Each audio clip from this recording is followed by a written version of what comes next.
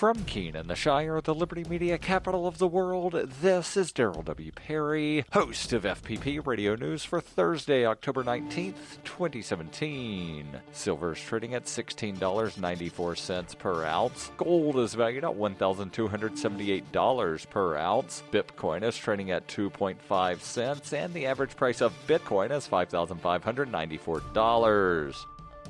AntiWar.com reports the spokesman for the Catalonia government has ruled out any move to renounce last week's Declaration of Independence, saying that their answer will be no different on Thursday, the latest in a series of deadlines imposed by Spain to abandon the declaration. Catalan spokesman Jordi Turull added, "Giving in forms no part of this government's scenarios." Spanish Prime Minister Mariano Rajoy has threatened to seize the entire Catalonia region outright over the declaration and place it under direct rule of Spain. Catalonia has a long history of autonomy, and in addition to threatening to revoke that, Spanish officials have threatened to charge a number of top Catalan regional officials with sedition or other charges related to supporting secession. Catalan President Carles Puigdemont signed the Declaration of Independence despite threats of arrest, but immediately suspended the declaration. He has since said that the plan for the next 2 months is to try to negotiate with Spain. Those Spanish officials have ruled out any talks unless Catalonia scraps the plan. Demonstrators have continued to rally in Barcelona in favor of independence, and those rallies were out in force again on Wednesday after the latest detention of secessionists.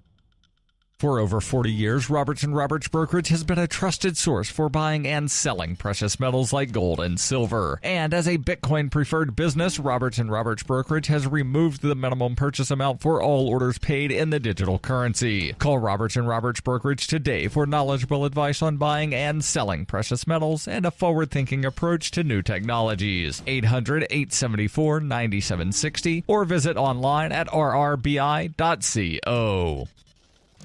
UPI reports North Carolina Governor Roy Cooper reached a settlement with the American Civil Liberties Union on Wednesday to allow transgender individuals to use the public restroom that corresponds to their gender identity. The settlement comes as a result of a lawsuit filed by the ACLU against the state of North Carolina for a state law commonly referred to as the bathroom bill that restricted transgendered people from using the bathroom of their choice. The settlement will now go to a judge for final approval. As part of the pending settlement, Cooper signed an executive consent decree that says transgender individuals are not prevented from using the public facilities in accordance with their gender identity. Cooper wrote a blog post that says this executive order will make North Carolina a more welcoming place. It prohibits discrimination in state government, in my office, and the cabinet agencies on the grounds of race, color, ethnicity, sex, National Guard, or veteran status, sexual orientation, gender identity, or expression, and it requires those doing business with the state through our contracting process to do the same. Critics of the bathroom bill said it legalized discrimination of transgender individuals, leading to protest and boycotts of the state. Karen Anderson, executive director of the ACLU of North Carolina, said the bathroom bill is a shameful and discriminatory attack on transgender individuals, but under this proposed consent decree, North Carolina will finally affirm the rights of transgender people to use the facilities that match their gender.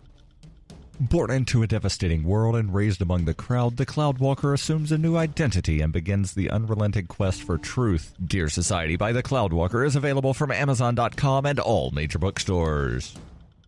AntiWar.com reports large amounts of territory seized by the Kurdish Peshmerga over the course of multiple years of war with the Islamic State have been ceded back to the Iraqi central government in only about 72 hours. Iraqi officials now say that the Peshmerga is back to its June 2014 borders, the start of the conflict against the Islamic State. Iraq's fast military offensive, bolstered by Shiite militias, saw them seize the oil-rich city of Kirkuk on Monday, expanding into Sinjar and Kanakwin on Tuesday, and on Wednesday, Iraqi forces took territory near Mosul. The Kurdistan regional government had previously indicated they intended to keep all of the territory as part of theirs, and this was particularly important in Kirkuk, which the Kurds have historical claims to. Secessionist ambitions, however, convinced Iraq they needed to push the Peshmerga out of the territory, and despite the Kurdish paramilitary force having a lot of U.S.-provided arms, they don't appear to have been willing to directly contest the offensive, at least not so far. Iraqi officials have not said if they intend to push deeper into Iraqi Kurdistan.